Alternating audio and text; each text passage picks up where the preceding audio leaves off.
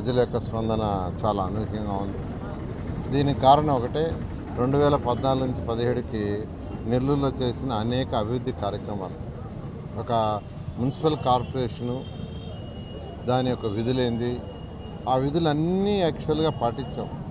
5,260 కోట్లతో అనేక డెవలప్మెంట్ కార్యక్రమాలు కళ్ళకు అవుపడేటట్టుగా, ప్రజల కళ్ళ ముందు అవుపడేటట్టుగా, ఎక్కడో దాచిపెట్టి కాదు, ఏ రోడ్డు పోతున్నా ఎండ్ టు ఎండ్ రోడ్డు మేము వేసిందే. మనం డ్రింకింగ్ వాటర్, చక్కటి స్వచ్ఛమైన డ్రింకింగ్ వాటర్ కోసంగా ఈరోజు 37 కిలోమీటర్ల నుంచి యాక్చువల్గా పైప్ లైన్ వేసాం. ఏ ఇంటికి పోయినా వాళ్ళు అంటున్నారు బ్లూ పైప్ లైన్, దానికి కనెక్షన్ ఇవ్వాలా. అది మేము చేసింది 550 కోట్లు, 500 కాబట్టి 1,100 కోట్లు కేవలం 2 ప్రాజెక్టులే.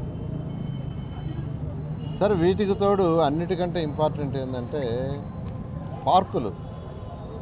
నేను ఆ రోజు మంత్రిగా ఉన్నప్పుడు మున్సిపల్ కమిషనర్ గారిని పిలిచాను.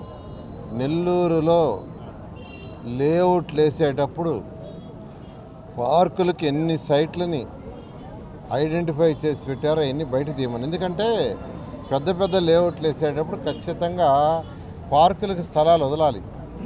అవన్నీ వదిలేరు. కొన్ని కబ్జా కూడా చేశారు, కొంత ఏరియాని కబ్జా చేశారు, కొన్ని ప్లాట్లకు వచ్చేసారు. అయితే అధికారులకు ఆ రోజు చెప్తే అవన్నీ బయటకు తీశారు. మనకు 254 డివిజన్లు ఉన్నాయి.